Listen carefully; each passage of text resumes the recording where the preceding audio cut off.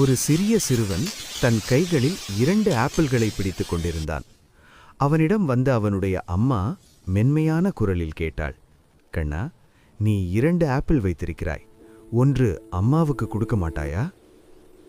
சிறுவன் ஒரு நொடி தன் அம்மாவை பார்த்தான்.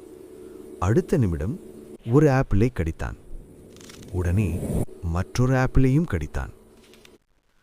அம்மாவின் முகத்திலிருந்த சிரிப்பு மெதுவாக மறைந்தது. தன் ஏமாற்றத்தை வெளிக்காட்டாமல் அவள் அமைதியாக நின்றாள்.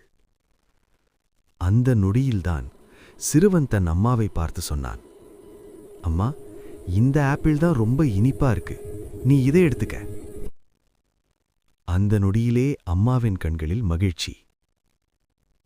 ஒரு விஷயம் நினைவில் வையுங்கள், நாம் யாராக வேண்டுமானாலும் இருக்கலாம், எவ்வளவு அறிவு இருந்தாலும் ஒருவரை பற்றி தீர்ப்பு சொல்லுவதற்கு முன் சற்று காத்திருக்க கற்றுக்கொள்ள வேண்டும்.